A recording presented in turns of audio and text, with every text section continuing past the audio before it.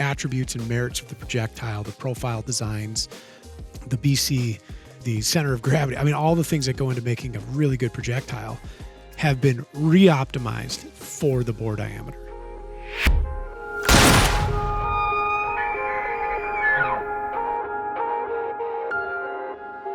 What is up, everybody? Mark on the mic, Mr. Ryan Muckenhern across from me, and also across from me today, repeat guest. Matt, you're becoming a regular around here. We have Mr. Matt Pederson from Pederson Precision, local gun builder, and apparently local celebrity because... No. Oh, no. No. Here's the deal. You were in the door for all of 11 seconds? Oh, yeah. 14, perhaps? I was having to fight all the other employees that you're building guns for and doing projects and, hashing stuff out and talking things through. I'm like, I hope we can get to podcasting. I saw at least one smattering of parts dropped in your lap.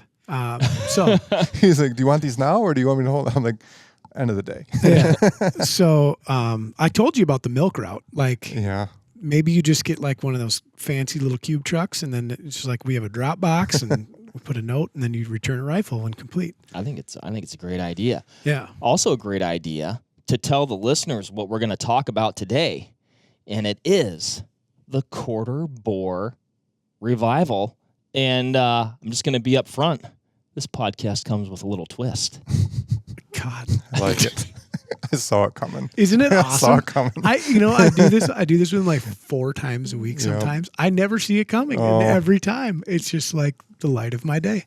We have 2 today. You've come up with a great band name, Quarter Bore Revival. Ooh. Oh yeah. Yeah, pretty good. That would work. Do you think people are like, oh, Creedence? No, totally different vibe. Yeah, totally different vibe. What's the vibe of our new band? Yeah, you just let it play out, man. It's like jazz, kind of. Okay. But not like jazz, because jazz is terrible. Yeah. Matt, this is something you've been... let's talk about quarter bores. Because that's what we were doing when we were pre-podcasting before the podcast. And I said, well, let's start there. So, known for speed, I'd say, in general, oftentimes, depending on the cartridge. But you guys were talking about a record that was set with a quarter bore. Let's go. What year was that? Long time ago, 1899, I think, was in a lever gun. Yeah. So the 250-3000 Savage. So the 3000 stands for 3,000 feet per second. So it was the first commercial cartridge to reach 3,000 feet per second out of a lever gun, right? Yeah, 1899. Yeah, 1899. So shooting 87s. Yep. So oddly, they were shooting a 14 twist. So it was kind of marketed as like a varminter. I've built a couple kind of modernized versions with like 10 twists to shoot, turn it into like a whitetail gun, 115s, 117s. And I mean, it's not like today's modern cartridge. It's not going to jump out at you if you look through a reloading manual, but it's nostalgic, I guess, is more so. Yeah. Really, very clever case too. I opened the book, 257 Weatherby, one of the finest quarter bores. Also, a little bit of a definition, perhaps. What is a quarter bore? What does that mean? Well, bore diameters are approximately 1/4 inch. So that's where that comes from. I mean, it's 0.257 inches, correct? Correct. Yeah, excuse me. Diameter. It was 1910 fired from, 1915 fired from the 1899. Okay. That's when, but over 100 years ago. Yeah. I mean, when you think about that, 3,000 feet per second. To make a modern day 6.5 Creedmoor do 3,000 feet per second, you're leaning on it. This was designed to do this. It really is incredible with what we had available at that time to accomplish that feat. Ryan, you were talking about bore diameter, and I printed this off, and I actually highlighted it because I think it exemplifies just like, okay, we do things consistently inconsistent when we're talking about cartridges and bore diameters, and there's always a rhyme to the reason, but this was a print off, and it says discrepancy between the metric and U.S. diameters of the bullet may cause some confusion. A .257 bullet has a metric bullet diameter of 6.53 millimeters. However, in Europe, cartridge designation nomenclature for a large part relies on the bore diameter, as the bore diameter of the .257 Weatherby Magnum is 0.250 inches. This would make it a 6.35 millimeter caliber cartridge, which uses 6.5 millimeter bullets. Not to be confused with the 6.5 millimeter caliber cartridges, which use 6.7 millimeter. Whatever you just said, I lost track of it once you started getting into the points. But yeah. I'm just it's always interesting to me, and it's kind of like a side point, but it was mentioned within the context of this .257 Weatherby Magnum information that I had. I'm just like, I just feel like we're kind of chasing our tails sometimes. A little bit. I want to touch back on the 250 Savage, which really is an endearing little cartridge. It's very modern when you look at one. They're like a short, fairly square cartridge. They get a little more taper than like a Creedmoor or a 260 or whatever. But, small format cartridge. It's a short action, 2.515 max COAL. 100 grain projectile from the Nosler number 9 reloading guide. It looks like we're getting, at max into the mid 29s. Your average is probably 2,800 feet per second with a 100 grain modern projectile. Okay. So for contrast, we'll just pick on 6.5 Creedmoor because it's a very prolific and popular cartridge. 140s at 2,700. Okay. I shoot like a 127 Barnes out of mine a lot, or a 120 Barnes between 28 and 2,900. So you're when you stack into the 6.5s, you're adding significantly more mass relative to diameter, right? So very small change between 25 and 6.5, as you had alluded to in that dissertation. Significant mass increase. So in the 6.5. In the 6.5, yeah. Right? And with mass, BC. Sectional density, if that's something that you're crazy about, penetrative capability. Foot-pounds of energy. Yeah. At comparable, if not slightly higher velocities. So, something to think about. Certainly. One of the things that I feel like I'm seeing with these 25s is that perfect blend. It does appear to be like a perfect blend of, okay, maybe not a perfect blend, like you said, depending on what you're trying to do, but you're actually getting a very high BC bullet. Modern. A modern high BC bullet, good bullet construction, but at a lower grain weight. So you're kind of maximizing the velocity and the BC, and that looks like it's a pretty nice little marriage. Now, what you're talking about is something like a 25 Creedmoor? Is that what you mean? Yeah. Okay. Got Stuff, it. yep. Yeah. Yep. So, and by modern, I think what Mark is really alluding to is like the very present now, not like the 6 years ago modern, but like the very present now. Gotcha. Yeah. Gotcha. And not that there's anything wrong with the bullets from 6 years ago or even yesterday. So they're not sharing those attributes then? No. So what's coming out? Well, what is out now? In the 25 space is small in this what I'm going to personally define as like the reintroduction of 25. Okay. I think it's distinctly different enough, and Matt had said something before we pushed the record button, that it's creating effectively a new cartridge out of the same cartridge. Okay. By doing this bullet swap. And I understand it's not a different cartridge. What I mean is like the attributes and merits of the projectile, the profile designs, the BC, the center of gravity. I mean, all the things that go into making a really good projectile have been re-optimized for the bore diameter. You're entering a new realm of capability. Absolutely. Gotcha. Yes. I always Absolutely. use the phrase of it creates a whole new animal. Yep. That's the layman's way of putting it. But basically, it turns something that was already pretty good to something that's amazing now. And for like a very stark contrast, but also similar vein, I think of 4570, and I think of the original 405 flat points or jacketed hollow points or soft points, whatever. They were fairly, I mean, obviously reliable. That's an old cartridge, 1871, still factory chamber today. Hornady released the Lever Evolution. It is a different cartridge at that, has completely different capabilities, and upscales the performance of that cartridge by a significant margin. And really the change was a projectile. There was more to it than that. The case dimension is slightly different in the Lever Evolution loading. It's a little shorter. But really it's the projectile, right? Right. And with it, modernized powders and understanding of capabilities with it. But 325 FTX, Lever Evolution loader, any of the FTXs, in whatever form they come in that chambering is a different gun, period. And really the big thing was an optimization of projectile technology to get us there. Right, yeah. right. I mean, when we're talking about this revival aspect, we've got some cartridges on the old Vortex block here. Boy, this thing's gotten some use over the years. It has. And speaking of years, we've got the 257 Weatherby up there, 1948. Really? Wow. And then you have a 25-06, 1969. You know, these things aren't new, but Matt, with some things that you've been doing, you're kind of making them new. I'm not making them new, but the bullet manufacturers and the barrel manufacturers are.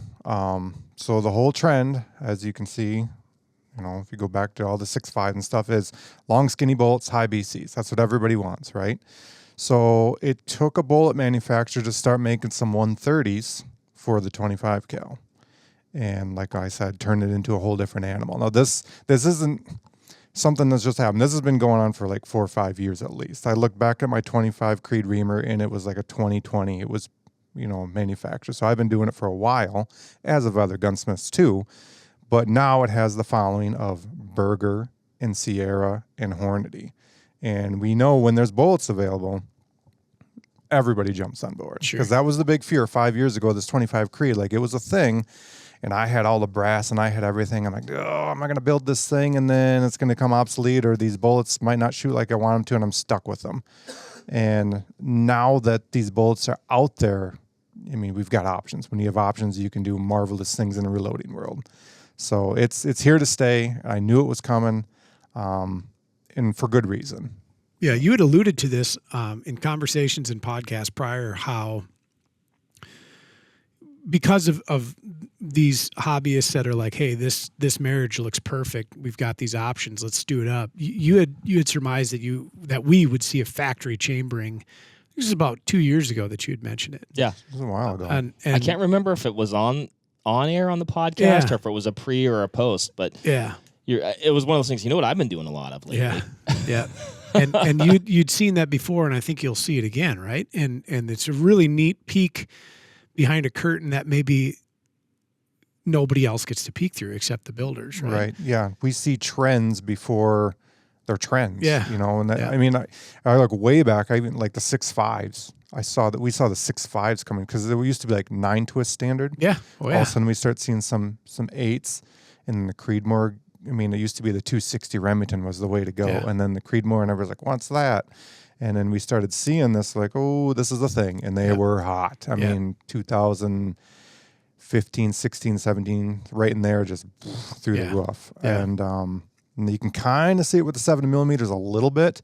The 7mm has always been popular, but I remember when I used to be cutting barrels, like, used to be 9 1/4 twist, common, and then all of a sudden it turned into 8.75 twist. And then 8 1/2 twists. And now it was 8 1/4 twists, and it kept getting tighter and tighter and tighter because new bullets were available. So really the bullet manufacturers dictate cartridges, in all honesty. Sure. And it even starts with like the small custom bullet, you know, the turned bullets, you know, they're experimenting and stuff like that. And that's kind of where the 25s came, is custom bullet manufacturers were making the 130s and even higher. I've even seen a 145 in a 25. Really? A custom mono. I've shot them. Wait, what was that last one? A 145. I cannot remember the name of the company off the top of my head, but it was a 145 monolithic 25 cal. You got to shoot it through a 7 twist, and it shot like ragged hole the first time out on the range. I was like, wow. Do you recall what the BC was on that thing? I think it was in the 7s. Yeah, it's got to be tall for sure. It was wild. And do you remember the velocity? And the 26s. It was better than that. Okay. It was a while ago. It was a while. It was a 25 Super. Oh, okay. So Yeah. not a 25 Creed. Yeah, No, not a 25 Creed. So it was, different animal. Yep. So it was a 25 Super, which is really the 2508, and pumped up a little bit, and we're running 7 twist, and yeah, it's just, you can. I mean, what's cool about the 25s is like all of them started basically as Wildcats. If you think about it, there's only a couple commercial 25s. We talked about the 250 3000, the 257 Weatherby commercial, and then the 25 Winchester Super Short Mag are really the only, off the top of my head, the only commercial rounds made for the 25 cal. Yeah. The 25-06 started as a Wildcat. The 25 Creed started as a Wildcat. So it's just when this popularity grows and people like we kind of dictate, the consumers, the customers dictate what cartridges are getting made. They're not developing in these things just to sell more guns and sell more stuff. Sure. It's, consumers want, I'm going to neck this down, make 25 Creed, and then it gains popularity, and then the bullet manufacturer's like, we better make this because it is a demand. So. Well, I think, there's a lot of demand for, in a lot of the same things in the target realm, but also in the hunting realm. It's like, hey, I want to be able to shoot, big critters, or as big critter as I want to shoot. I want to do it at a pretty long range, and I want to do it with not a ton of recoil. Mm-hmm. I think with bullet technology, and we harp on that, but man, you can do a lot of that now. It's an interesting thing. I had a podcast listener reach out this morning about cartridge selection and walking back from very large to now these super small format, very efficient cartridges that have really well-built bullets in smaller diameters. Now, whether or not you agree with you can go with a smaller bullet that's really good and it's going to do everything you want it to, does that mean it does it the same as a 300 Win Mag? I don't think it does, right? There is still a very valid and viable argument with displacement, right? Always has been, and I think there always will be. There are just certain things at larger bore diameters that do generate higher recoil, higher mass will do that smaller ones can't. But it's super neat. It's very fun to be an observer and participant at the same time in this, to see how that landscape has changed in snippets of time. And we've talked before about how the pendulum, how it does swing. And I'm sure you remember from barrel cutting, 30s always popular. And then there was a brief period in which 7s gained a lot of steam. And then that was completely displaced by 6.5s. Yep. And then now we see it sneaking back the other direction, perhaps. We've had some fabulous cartridge introductions in the past couple of years with rounds like 7 PRC and now 7 backcountry, although we don't know yet for sure if we're going to be able to reload 7 BC. And now this 25 Creedmoor, right? Yeah. And nothing's new. We're tweaking things to optimize the respective diameter, right? And I just looked on Hornady's website for the weights and measures of the new ELDX and ELDM, and this is a 128 and a 134, respectively. And we had talked earlier about how, and whether this is just a feel-good thing in my head or whether it's reality. I'd like to believe it's reality because I've had the phenomenal pleasure of meeting the guys down there and touring the facility. Those are very intentional grain weights. They're not rounded to a figure of 5 or whatever. Like to land on 128 and 134 tells me that that is the optimal. Yes. Yeah. And, we saw that some years ago with one of the first racy 25s that had come out. Sierra is carrying that on in stride. Berger has that offering, as you'd mentioned. Hornady's got this offering. And I think that any bullet manufacturer who's paying attention ought to be thinking of what their next offering is going to be in a quarter diameter. Well, because we're talking a lot about, 128, 130, 134 in these 25s, right? Yeah.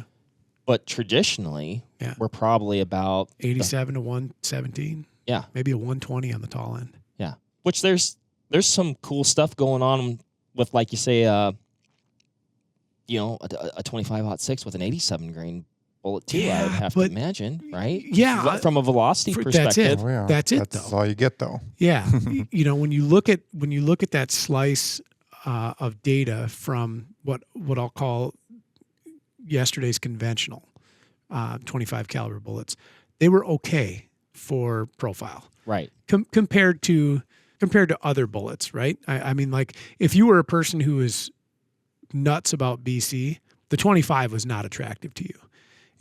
No. Because your 120 offerings. Turn the page here a little bit. Bob Seger throwback there. So 120 be a partition. So partitions are not bullets renowned to be slippery, aerodynamic. Fine bullet, kills a lot of things, kills more things than I ever will, but their BC is below a 0.4. And so if that's a thing that matters to you, that's not outstanding. I mean, the 130 TTSXs that I shoot out of my 308, which are anemic on BC, is only 40 points lower than that. And that thing's a pumpkin seed when you look at it. Like it's a terribly aerodynamically efficient bullet. But it's an interesting thing for certain that diameter had been kind of, it never really grew. No. Beyond that until now.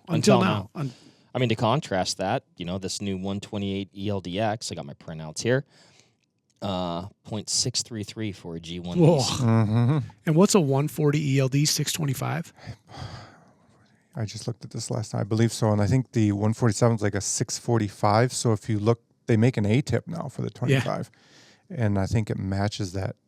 I think it's the same as the 147. 6.5. Which the 147 offering is a really wild bullet, and it's really destined for a case like 6.5 PRC, where it really wakes up. Yep. And you can shoot it in 6.5 Creedmoor all day long. You're going to suffer a bit of velocity loss in say a 22-inch barrel, but to know that you're taking this 25 caliber projectile and you're maxing or exceeding the BC of the 6.5 contemporary, you're doing it at comparable or greater velocities.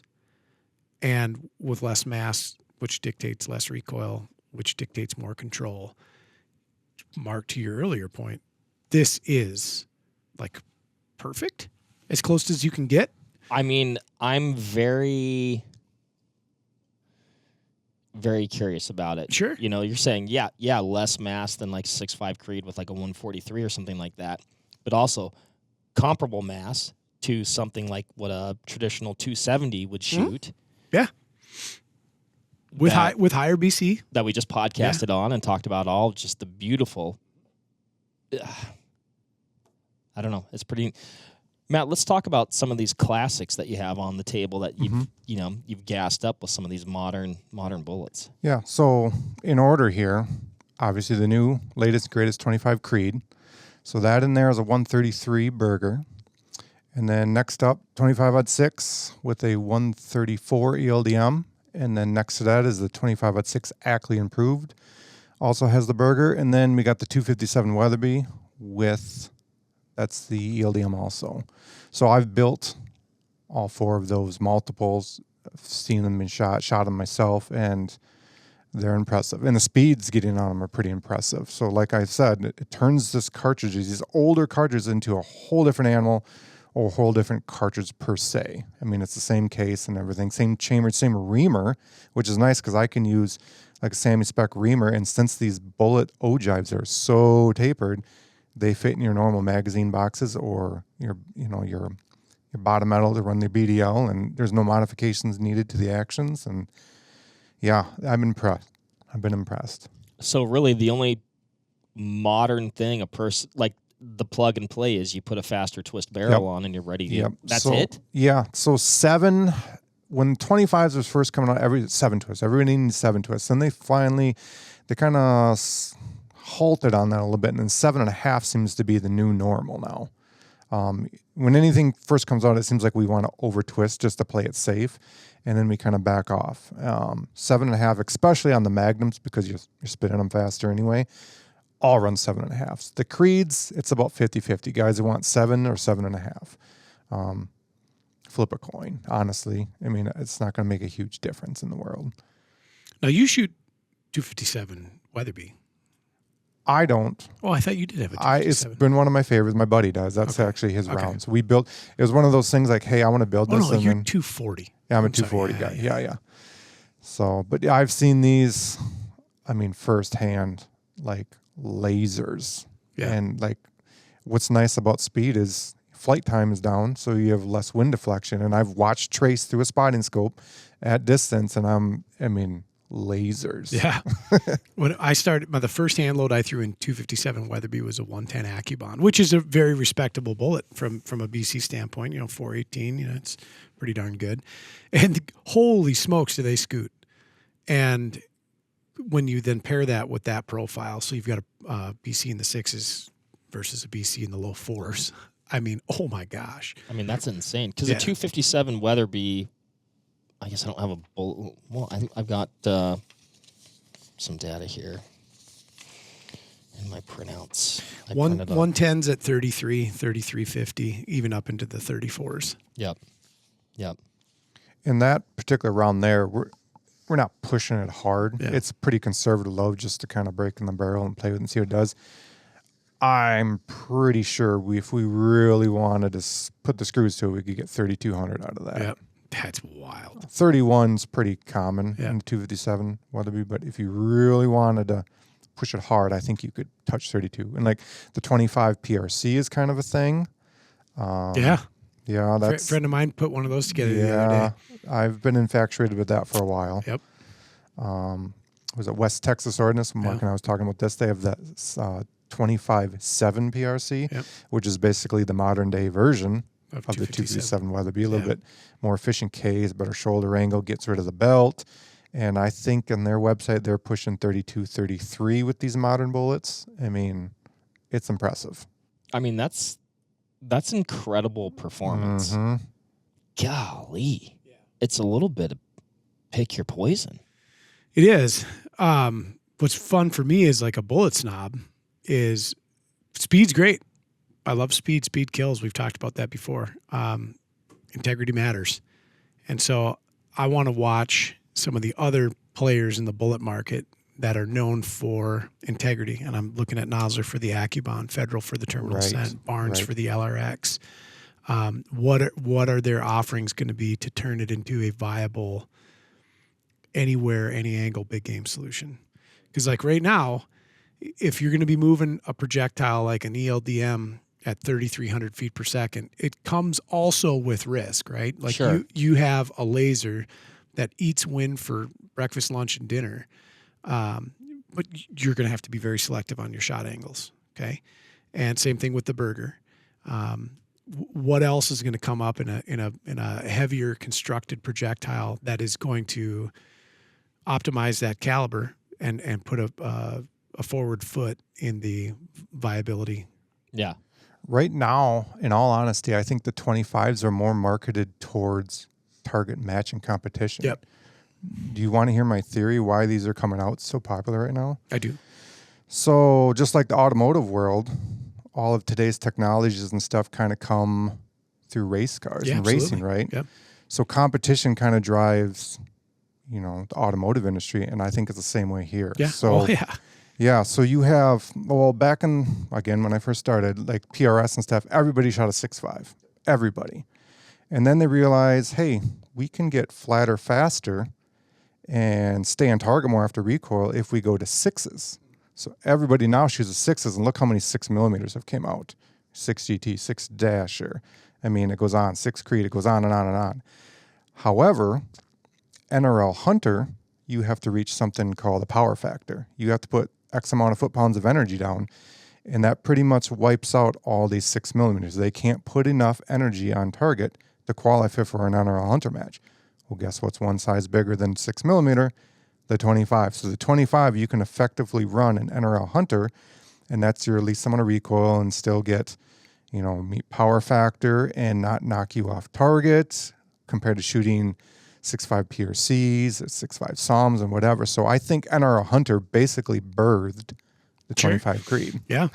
That's my theory. No, and that stands. I mean, what was the 6.5 Creedmoor designed for? You know, and they're really Yeah. parallel stories. yeah, and you know, from that, like certainly people are going to begin to extrapolate and say like, oh God, this would make a phenomenal mule deer whitetail pronghorn cartridge, and I think it already is, right? So I know it already is because there's people who are hunting with them.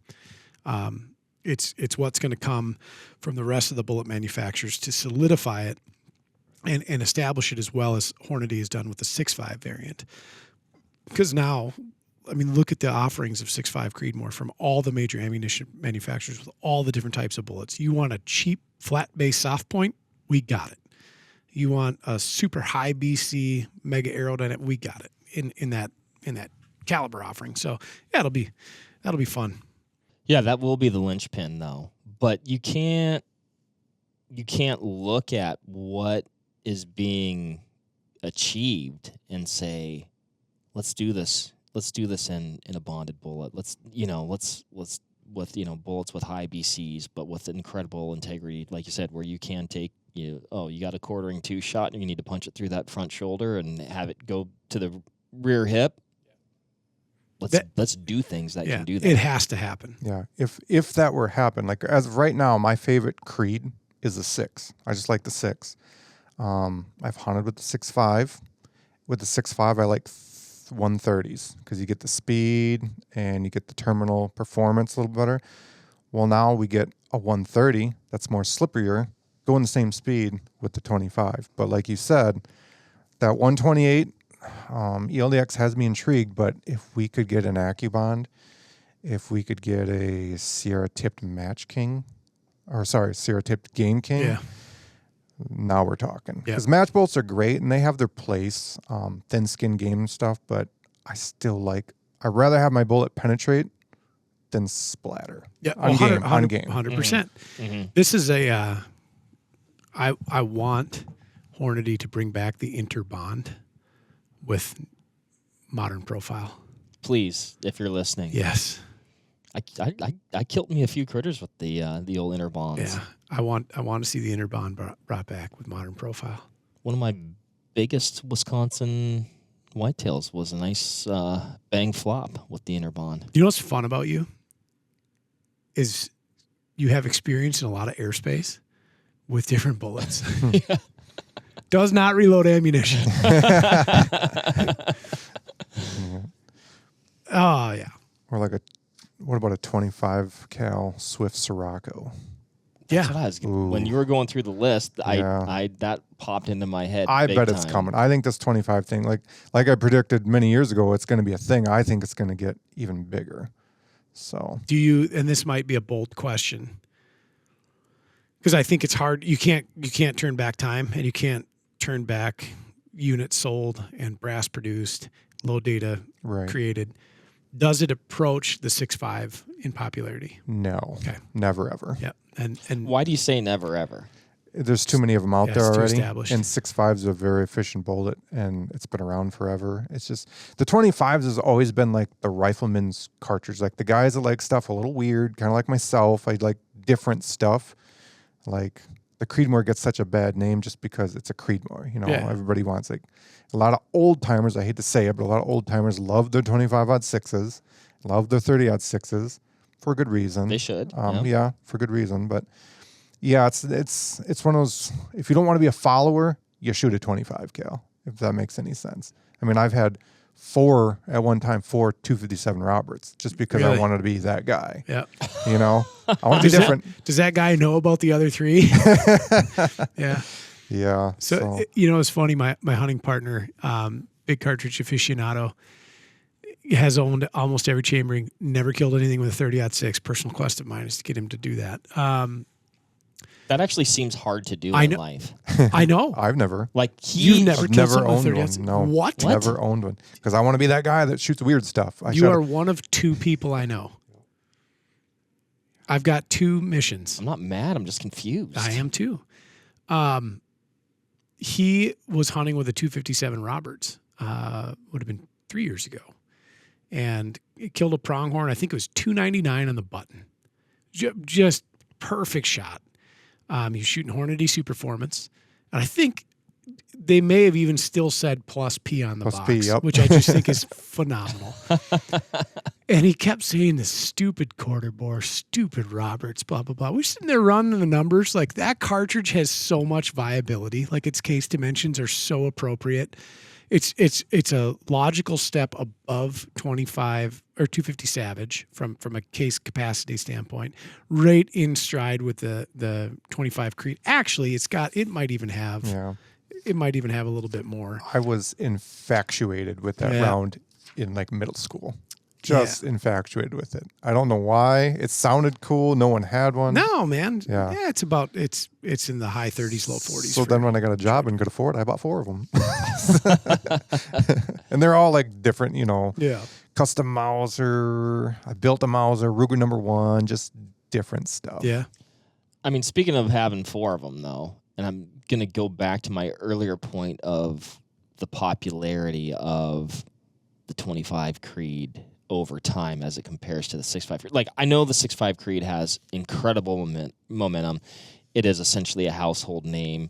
I mean, I'll probably get rotten tomatoes thrown at me right now, but like when you look, I'd say these days you look at a gun closet of your average deer hunter's home, and there's probably as many 6.5 Creeds as there are 270s and 06s these days. Oh, yeah. It's become... However, though, when I've been looking at, and your guys might be shocked to hear this, I've been looking at potentially a lighter recoiling long-range option that is still capable of killing pretty big critters. And so I look at my 6.5 Creed, and I'm like, I like it, but I'm like, I wish it was a little faster. And then I look at the 6 Creed, and I go, I like it because it's a little bit faster, but it's a little bit lighter bullet. And now I'm looking at this 25, and I go, well, maybe that's the sweet spot. And I don't think that I would be the only person coming to that type of conclusion. No. I did the same thing with 6 Arc and 6.5 Grendel. Very strange project. And yeah, you got to run the numbers. You got to look at the available bullets. You got to look at what they put up for MVs and then what their BCs do for you downrange. And then, of course, assign that line in the sand. Like, okay, what is the max potential that I would engage something at with, and can it do it? Can it bring it? And like Grendel, heavier bullets up to 123, right? Maybe 130 if you're spooky. Arc, way more efficient, way better BCs, higher velocities on how you do it. And I think you're sound in that logic. I thought you were going to index harder and go 6, and then I was going to be sad. Which I think is, we keep talking about it, I think it's more capable than you're giving it credit for. Oh, I know what its capabilities are because I've hunted with 243 since. Sure. Yeah, like I absolutely know what it can do, without question. I also know that there are better options. Context with what we're talking about. Yeah. Yeah. Yeah. Yeah. And I think that with your logic though, Mark, like you want the attributes that the 6.5 has. Exactly. In mass and with some more frontal. You want the speed and the mild-mannered nature. And that's not to say, if anybody's like, oh, Mark can't shoot a 6.5 Creedmoor, I'm going to tell you right now, Mark shoots a 300 Wisdom on the weekends, like, and he's very good at it. Thank you. But I also know where Mark hunts and how Mark hunts, and sometimes like you need your window open when you pull the trigger so you can watch what happens. Because if the animal went left and you thought he went right, and you picked the wrong avalanche chute to look for that thing, you're not going to find it if he's not there, number one. And number two, like you can't afford to not witness impact, audit reaction, follow up if need be. And so I get where you're coming from. That's logical. Like, I'm the king of saying you're never going to make anything too dead. Yeah. Right. But if I can make things dead without without making a concession and watch that impact and like you said, and also be able to shoot long range and shoot bullets with all the attributes that we've grown to love over time. I mean, if I can find that sweet spot, I'll live there. Yeah. Oh yeah. I'm not saying this is it. I don't know. I've never shot one. This is my first time looking at one. I'm looking at the 25 Creed here, but I'm intrigued by it. Yeah. What a marvelous recipe for success too. With that case, I think more than anything, like even the 30 TC, which is the biggest flop in modern history. But with what they did there with that case and what they've allowed it to scale up or down with, God, they've done a good job. Yeah, the 22s were hot for a while. I mean, like down 20, just everybody wanted a 22 Creed. Yep. And again, good reason. It has its place. Yep. Now I hear guys, I'm going to put 90s and shoot deer with it. I'm like, there's better options. Yeah. Like again, I said, the 6 Creed as of right now is my favorite of the Creeds. And if I get more time behind this, and this gets probably, I'm pretty sure this would be my new favorite. Sure. Yeah. I'm very excited. And I don't know that this will happen. I don't know that this will happen from a commercial perspective, but the 25-06. Yeah, I was going to say, I was brief before you started talking, but if I was hunting and solely a hunting gun and I'm not plinking steel and, I think I'd go here. 6 AI? I think so. Yeah. Again, I like to be different and look at, that's not much different from this 257 Weatherby. And so a little information here. This 3066 is what he's getting. Yeah. And that's the 25-06. That's the regular 25-06. Probably not push hard barrel length. I think it's a 24. I'm saying these can be up to like the 32 range if you push them hard, and this would be right in the middle of it. So 3100 with a 134. I mean, that's walking all over the 270 Winchester, which we all know how many deers that killed in these days. That's walking all over 6.5 PRC territory. Yeah, with a slippier bullet. Yeah, so. Walking all over 6.5 PRC. Yeah. So that'd be the way I would go. Yeah, I agree. Like for the hunting gun, right? Yeah. Because now your viability expands into larger cervids, bears, things like that require that whack to break bone and penetrate. And not that the Creedmoor can't do it again. I think one of the things that like people hate about the Creedmoor is, and I remember this, is like people touting it as the greatest elk cartridge of all time.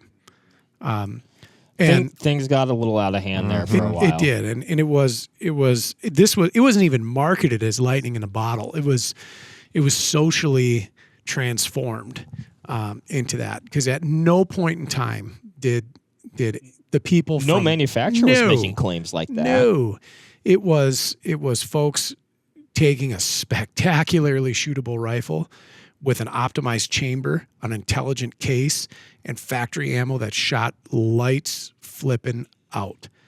And do you think part of the, I'm going to say like just like the hype and the momentum created in the hunting world, the folklore that was created around this cartridge of it being this amazing efficient killer, was people were just putting the bullet in the right spot because they were shooting 6.5 Creed. 100%. Confidence. 100%. Yeah. 100%. Yes. And that is not flawed logic. It really isn't. If you can, because coming from a 300 Weatherby shooter that had one spun up because I thought I needed it, because I was anticipating shooting mule deer and pronghorn at 700 yards when I entered the Western Sphere for the first time. Number one, unrealistic expectation. Like that just simply doesn't happen. Number two, I couldn't control the rifle. I still can't to this day, and I shoot a lot. I hate shooting that gun. You know what I do love shooting? Is my Creedmoors, my ARCs, my 308s, like stuff I can hold on to. And like you and I have done this, I don't know how many times in preparations for hunts or for videos that we do or shoots. And we're spoiled. We have 1,050-yard range that we can work on a fairly routine basis. You take one of these mild-mannered systems, and I watch Mark put 3 in the head box of an IPSC target. Now, for scale, look at the dimensions of an IPSC target. 700 yards, 6.5 Creedmoor. Ding, ding, ding. Now, that's payload on target exactly where it needs to be, right? So while you're not arriving there with gobs of foot-pounds of energy or huge mass, you had a functional projectile that could do it and do it consistently. That's what elevated, I think, a lot of the hype. People all of a sudden, bought this thing and it became magic because they could shoot it, not because it was actually magic. Yeah. They could just shoot it. And they shot it often. Yeah. Because let's be honest, I love 300 WSM. It's not fun to shoot. No, nor is it affordable. Yeah. So you're telling me that someone buys a easy recoiling gun that shoots well with great factory ammunition, has success with it? Didn't see that coming. You know what I mean? Right. you know? And that's where I attribute the credit to the 6.5 Creedmoor and its prolific nature. Is it is easy on you, easy on your wallet. The rifles that you buy them in or build them in, as long as you're not doing weird things with your chamber, like don't change the map because the map is pretty perfect. You put batteries in the toy and it makes the noise, and it does it every time. And that cartridge also debuted and became mainstream about the time dialable scopes became mainstream. It was like the perfect culmination of technology. Ballistic calculators were, commonplace or becoming commonplace. Isn't that weird to think about? Like it'll be 20 years in 2 years that Creedmoor has been out. It seems like for me it was yesterday, and it seems like to me like if I see a scope that doesn't have a turret, I'm very curious. Like context again, but these are things now that we as shooters and people in the industry, they're commonplace. They have to be, right, to be market viable or to be useful tools, depending on how you're doing things. And this is coming from a guy that has 16 2.5 to 10s without exposed turrets, but. And that wasn't that long ago. Like the thought of dialing to your target was odd. Not that long ago. Like you held over. Or having a rangefinder that you push a button and it tells you how far or how much to manipulate.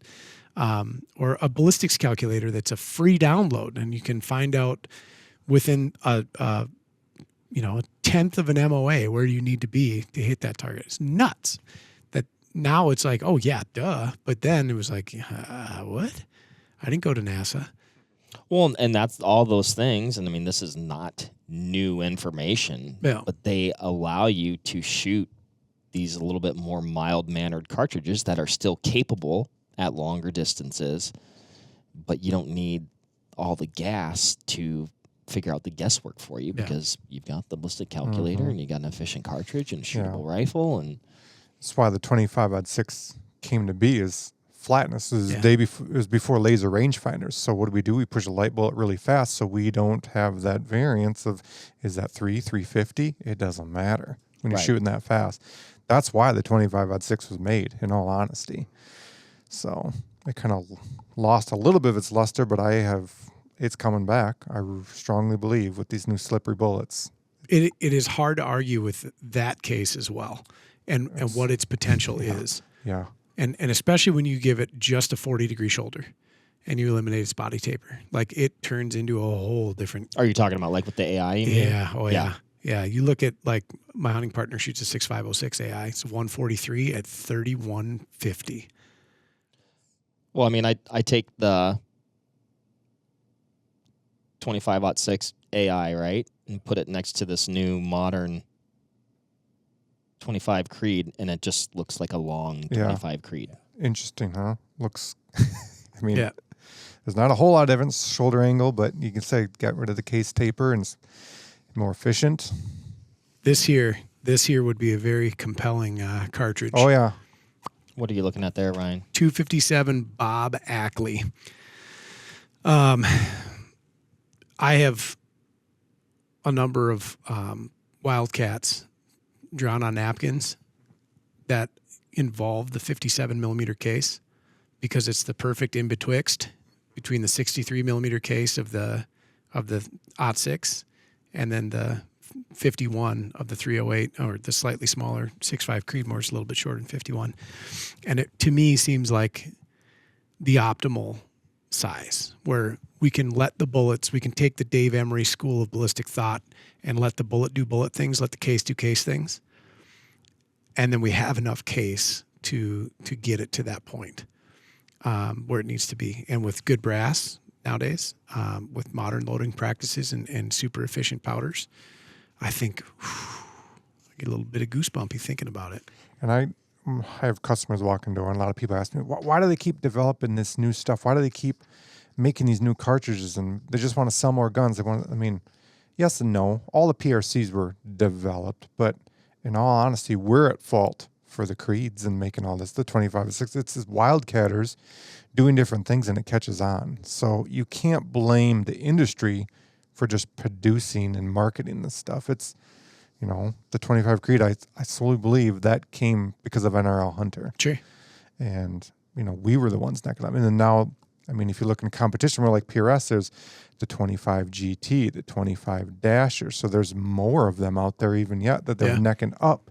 Very popular 6mm. Yeah. So again, it's not industry. It's it's us, the consumers that are making these things, and they're just catching on. Yeah. Yep. Yeah, it's the basement and garage mechanics and tinkerers, right? Yeah. I'm polishing those heads just a little bit more and boring them out just a little bit more. Every little bit of performance I can gain, and then have something that no one else has. I think that's the quarter bore guys. They just want to be different. I'm just going to get you a shirt that says, I'm a little different. It would not be false. With this trend, though, what will be the next trend when the pendulum swings? Because I'll say this, at one time, and I said this, I think it was in our Why All the Hate on the 6.5 Creedmoor podcast. I think there's a lot of people that love the 6.5 Creedmoor until it got popular, and then they're like, well, forget that thing. Yep. I'm not cool anymore. Right. So when these 25s really take off, Matt, I'm talking to you. What are you going to switch to when you're not different anymore? I can give you another bullet diameter that I think is great. Ooh, okay. But it'll never catch on because it's too big. 32 cal / 8mm. If you look at the 8mm Remington Magnum and other, but it's just too weird. Nobody makes. It should be bigger than what it is. Sure. Let's just put it that way. But it never will be. It is elsewhere. Yes. It ain't here. No. It took how long for the 6.5s to catch on? Yeah. Like everybody saw millimeter and was like, yeah, what's that? Sounds French, to quote Jim. Then that's true. That's true. Yeah. Honestly, like when I used to see 7mm Rem Mag, I'd be like, you'll never get me. Yeah. I won't do it. Yeah. Well, the 280 Remington was called the 7mm Express, right? Yeah. And they changed the name because everybody saw metric. Oh, what's that? 280 Remington. I'm in. That's one bigger than a 270. I want that. That's weird. Yep. That's how it came about. Yeah, I don't know what the next. I think about that a lot too. I thought for certain, and maybe we have to break this into different cartridge categories, right? So I think you're going to have your true hunting and long range cartridges, and you're going to have your race car competition cartridges that are really good at hunting and long range. So I think 7's on a hard rebound because it went away for a little bit. In favor of either a 30 or a 6.5. 100%. When I I guess about the time I first got to Vortex, right? That'd be 2009, and maybe even a little bit before that, becoming aware of, and we're talking at that time, like a custom turret, a yardage mark turret was, that was the black magic of the day, right? At least for me. But a lot of those and the people who were shooting long range and kind of, in some ways, pioneering that space, dude, 7 Rem Mag. Yeah. Yeah. Yep. But then belts weren't cool anymore. Yep. So literally the 7mm rebound that we're talking about is the 28 Nosler and 7 PRC is what made that. Absolutely. And I think once we get some air under the wings of 7 BC, sure. Have you cut any chambers for those yet? I have a reamer coming very soon. Okay. Is that you planning ahead, or is that you've had some demand and people are like, I want you to make me one of these? Planning ahead. Okay. Yeah. And I think there's an enormous amount of variability there. We're not going to turn this into a 7BC chat. It's too new and people are kind of scared, in all honesty. They're just, I remember what's holding them back right now. I remember the 6.5 PRC when it came out, all the guns were out there. Guess wasn't available? Yeah, it was ammo. And it was $80 a box. So people are scared to go down that rabbit hole again. It's like, I got this gun. And then, so. I think another thing too is like the numbers that particular cartridge posts are nuts. Simply nuts. And we've had cartridges in the very recent past that have posted bananas numbers that they did not meet. And I think people get a little nervous when they see big marketing. Big flashy things. From the 2 people that I know that have them and shot them, and it's legit. Yeah. So I am going to build one and give it to people to test and shoot and give me feedback. Yeah. I do think though, like this is going to grow because there hasn't been something like this in a while, at least from what I've observed, where we've again, it's an optimization of the projectile in that respective diameter. And like the last one that really, really stands out to me is that 4570 lever evolution, the 3030 lever evolution, where it was transformative to the cartridge. And it turned it into something completely different. Yes. And then, which is what transformative means. Yes. And you know, to a degree with Hornady's 175 ELDX and 180 ELDM in the 7 palette also, right? Because 7 PRC is a spectacular cartridge. And again, these were good moves, but that 4570 option or statement there, and then this is transformative. It's all these newer cartridges, all the PRCs, a lot of the Creeds, we're building the bullet, we're making the bullet, and we're designing the cartridge around it. Yep. It's like backwards thinking. That's why I think they've been so popular, because they perform and they have the bullet and they design the chamber specs around the bullet. Yeah. And now it's like, look at these 4 are perfect examples of balance. So on the Weatherby mag, you've got your full horsepower, call it what you want, dated and goofy belt in the radius shoulder, double radius shoulder. Like, yeah, it's a little odd.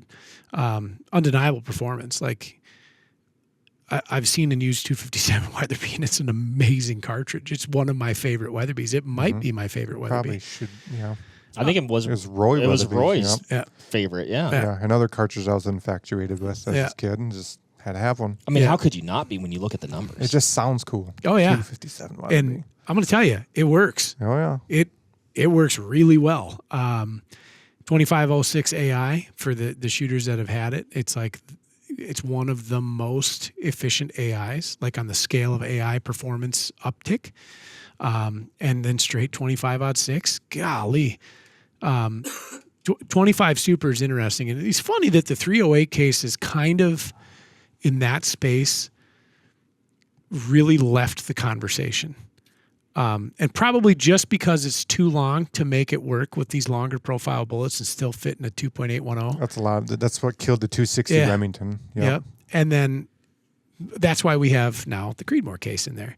And this is a Goldilocks prospect or situation, really.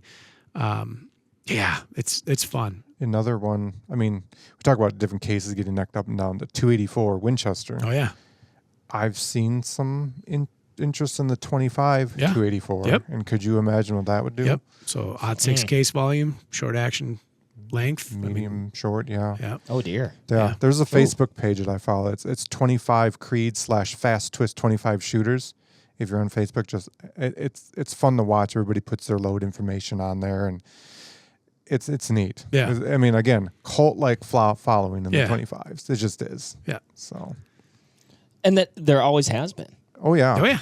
The guys that want to be different. Yep. Like, I knew some, when I back in my Cabela's days, there was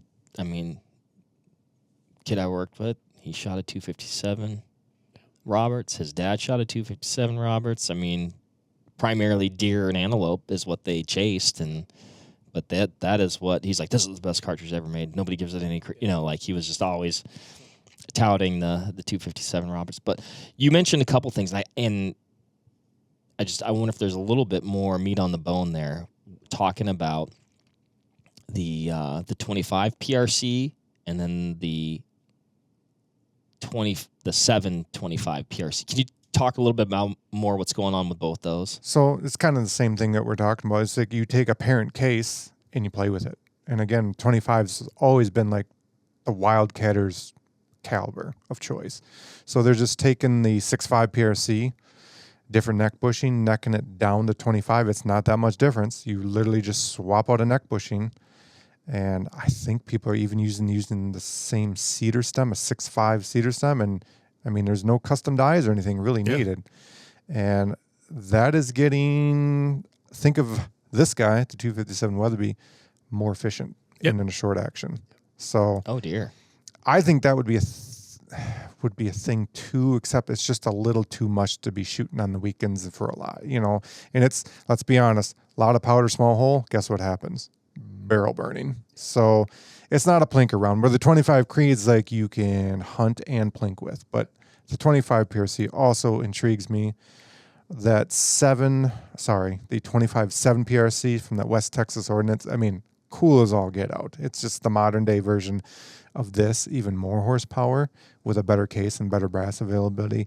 But there's some work that has to be done for your fire forming and necking, shoulder, and there's a process to make your own brass. So not going to be as popular.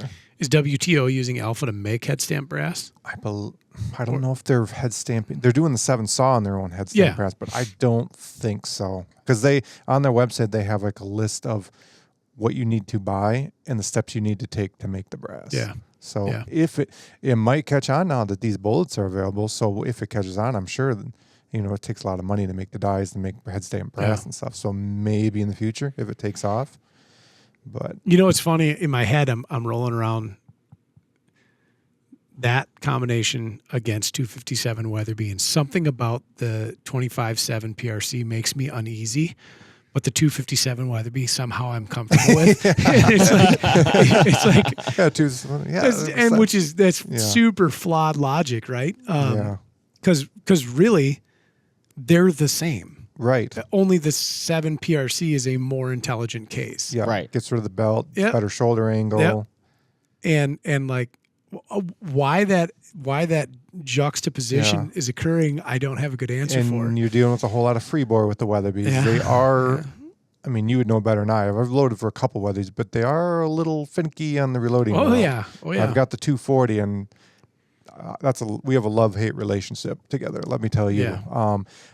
I can't imagine that 25-7 PRC being that way, because it's going to be throated. Yeah. Bore diameter. Throat diameter, neck diameter, all that's going to be all figured out. Yeah. Yeah. So. No, I agree with you. I've been very lucky with my current 300 Weatherby. I was very unlucky with several of my other 300 Weatherbys. Yeah. Because it's like, let's find lands. Nope. Maybe if I glued 2 of them together. Yeah. And then it's even worse when you have a bigger case on a smaller hole. I feel they're even more finicky. Yeah. So this was, again, my friend has that, and that was pretty simple to reload for. Yeah. I'm not going to lie. For the 257, it was real simple. Built gun or bot gun? Built. Yeah. Yeah. And the goofy thing is, a lot of people are like, if you get a 7 twist, you can't. So we built this thing. It was the first one I ever built, and somebody gave me some 100 grain, I think they're Interlocks factory ammo. Let's try it. Out of a 7.5 twist, half them away. Yeah. Right out the get-go. I'm like, what? How? Yep. It's probably just on the threshold of being overspun. Yeah. But still holding together. So we broke in the barrel with that, per se, and then we just slapped some 133 burgers and some 134s in it interchangeably. It does not matter. Yep. Now, we're not pushing it hard, but again, I've spent time on glass watching this thing. I mean, at 700 yards, baseball-sized groups. I mean, it's like, what? And that's his 257 weapon. And hitting hard. Yeah. Like, you can hear it hit. Well, that is what makes me think a little bit, though, like from just a hunting rifle perspective, are we like, okay, let's put your, Matt's cartridge crystal ball hat on, I mean, do you think that we're going to see a 25 PRC added to the family? I don't know. That's just, because Weatherby with the 240 is now offering 8 twists. So they see the trends. That gives you that 103 LDX, which is what I should have in mind. Unbelievable on deer and antelope. Is Weatherby going to offer 130 class bullets in their factory? I don't know. They would have to set the trend of say, hey, we're putting fast twists on these. Yeah. So whether it happens, I don't know. And then you got all the mono bullets that require a tighter twist anyway, shooting some hammers and whatnot. So they would be the one to set the trend in the 225 world if they choose to. Yep. They have the IP anyway with the 257 big case, little bullet. Yeah. Maybe they're watching and they're like, yes, let's do this. Yeah. That twist rate discussion has been a fun thing to watch evolve too. Yeah. You know, I fell victim to not one but two 260s that were improperly twisted. 260 Remingtons? Yeah. Oh yeah. I had a Kimber grade 2. 9? Yep. Yeah. And my hunting partner wanted to borrow it to shoot does, I think. And I can't remember where he was going, and he called me. I was at work. He's like, dude, you got to come over here. He's like, either I just shot the best group of my life or something is wrong. Oh, and, I know where this is going. Yeah. And we went over there, and he had this big cardboard box with a target on it and this really nice looking little oblong hole. And I'm like, holy smokes. He's like, yeah, I've never shot a group that good in my life. And I was like, well, cool. Let me get behind my new gun that I'd never fired yet and go. And we caught one that was sideways, and then the others were like over here and over here. And then that was a 1-9 twist 260. The only thing that shot even remotely okay, I could get them to stay pointed in the right direction. 120 ballistic tip? Yeah. Yep, I knew it. And 120 BTs. And then I got a Remington Model 7 KS, the custom shop, McMillan stock stainless gun. That one shot marginally better. Like it would put up about a 4.5-inch group with the 120s. Everything else was just abysmal. Yikes. Yeah, that was actually my first heavy match rifle was a 260 Remington. Sure. I've got shot 140 AMAXs out Yeah, of it. yeah. Which in it was a hammer. Yeah. I mean, but 865 yards is when stuff fell apart. Oh yeah, because I put down a group about this big at 865, and then we backed up and shot at 1,000, and I couldn't hit I hit a 30-inch steel plate once, sideways. Yeah. And so now, like that's been fleshed out.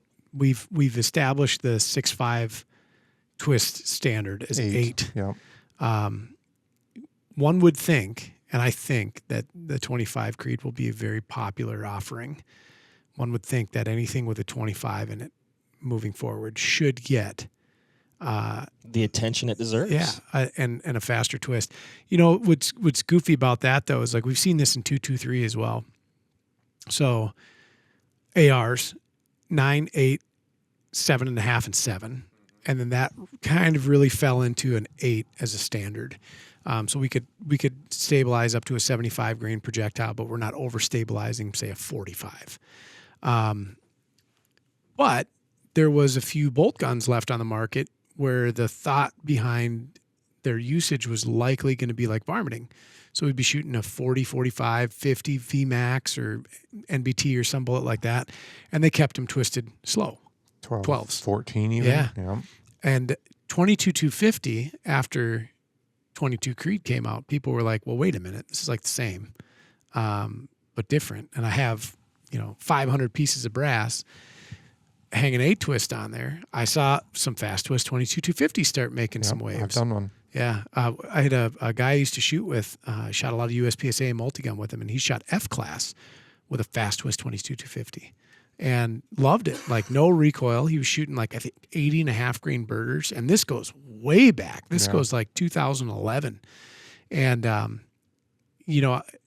and I'm wondering like, okay, like, are we as a species, as an industry and as gun people, like, are we just going to realize otherwise unobserved potential by just twisting our barrels faster and then stepping into modern projectiles. Is that the big change that we're going to see? That or case technology like Peak Alloy, Mark? It's all these things together. Yeah, is what it is. Yeah, and then maybe getting here. Yeah, like I'm at the upper end of the scale, and possibly even dialing it back a little bit.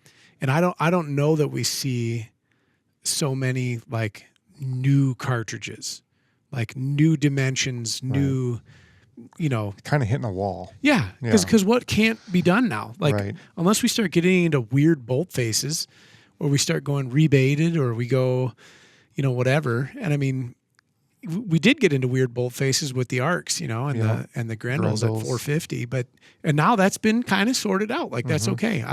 They've kind of done all they could with that case. Yep. And I would say the same with the 532 case head.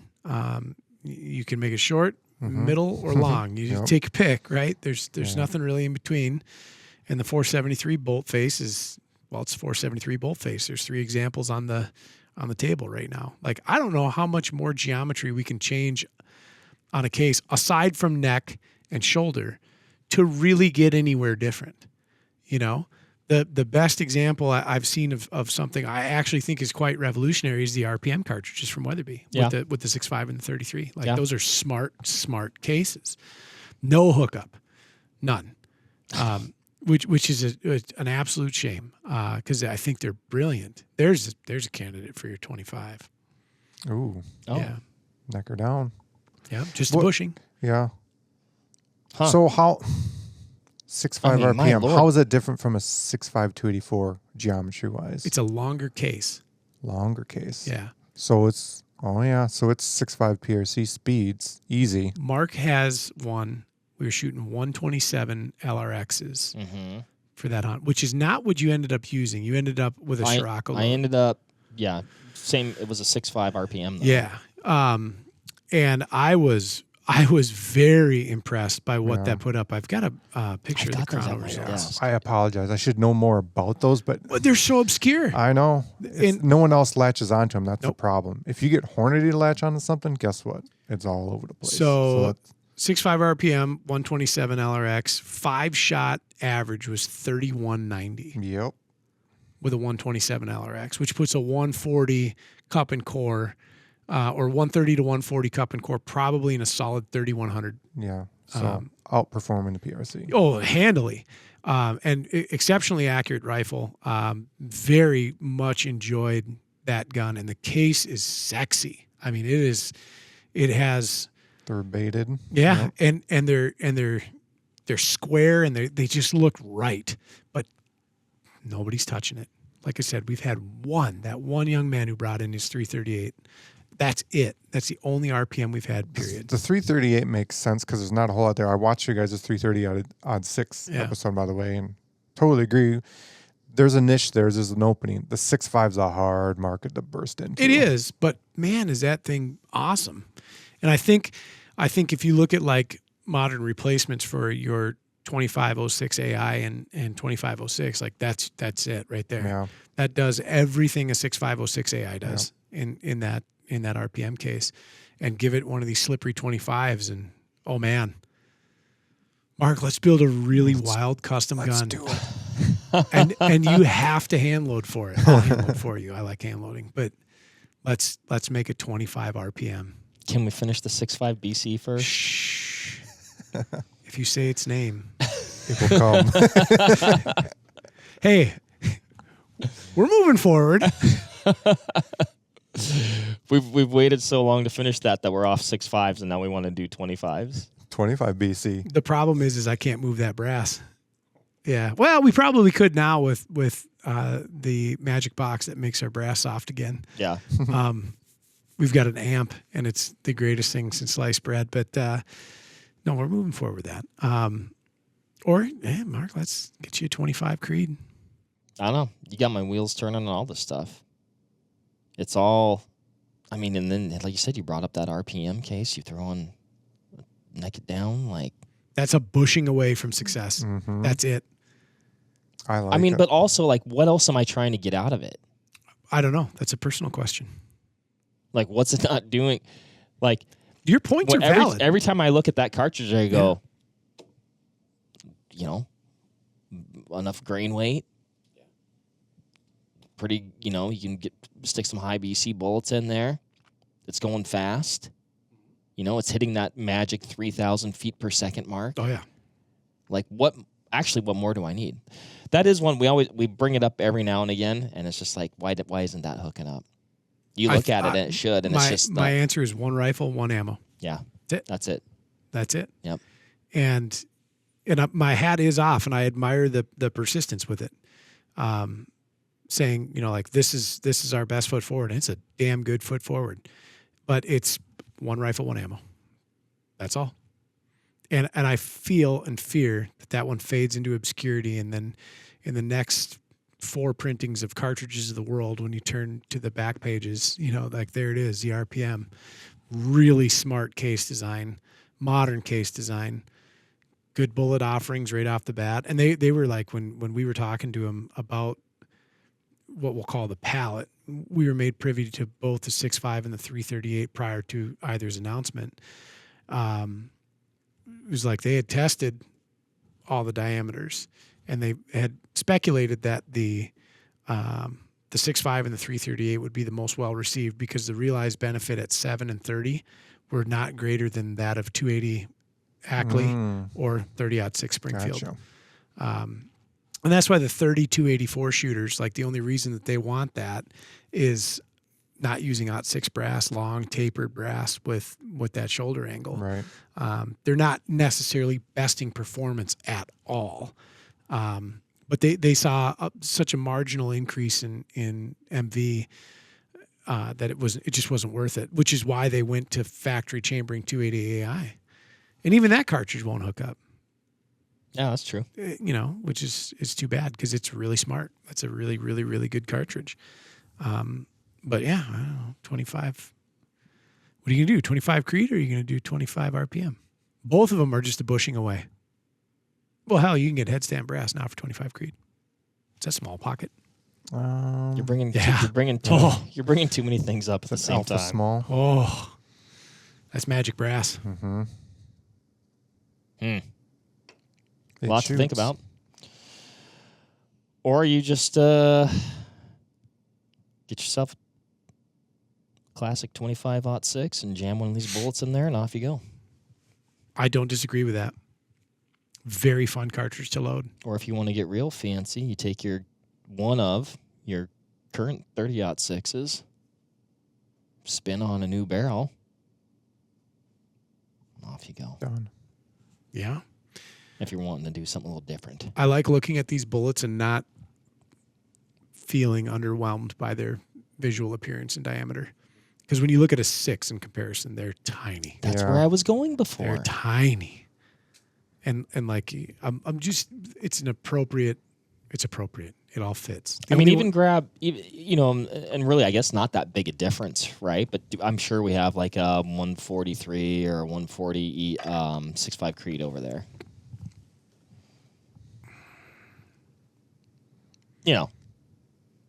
Mark, it's a bushing away. What's the diff? It's just a bushing. Guys, did we cover it? I think so. It's 1:45 How about that? Maybe we need to end on that. We have to. Matt, thank you so much. No problem. As per usual, a very fun conversation. Man, we covered a lot of ground, went every which way. But at the end of the day, I feel in a lot of ways, man, we landed on these 25s as a really nice, sweet spot. Very sweet. Yeah. Very intrigued. More intrigued about 25s than I ever have been before. Maybe I haven't been giving them enough credit all this time. Perhaps not. Maybe I need to take a look inward as it pertains to that. I don't know. What about you guys out there? What about the listeners? Have you been on the 25 train your whole life and you're just like, finally, people are getting it? Are you worried, like Matt, that people are going to get it and then he's not going to be cool and different anymore? He's going to be shooting 8mm. Yeah. Let us know in the comments below about the 25 cal revival, the quarter bore revival. Great band name, Mark. Are you gonna make an old cartridge new, or are you just gonna get a new cartridge? There's my questions for the day. Good ones. Thank you, guys. Thanks, everybody, for listening. We'll catch you on the next one. Bye. There you have it, folks. Thank you very much for listening. As usual, give this video a like if you liked it, comment something below, and give us a subscribe to the Vortex Nation podcast channel. It would mean a lot to us. Also, why don't you give us a follow over on Instagram while you're at it, at Vortex Nation Podcast. We'd love to hear from you over there, and we'll keep you updated with all kinds of cool photos and videos from our adventures that we do here. Otherwise, we will see you on the next one. Thank you again. Happy hunting and shooting, everybody. Have a good one.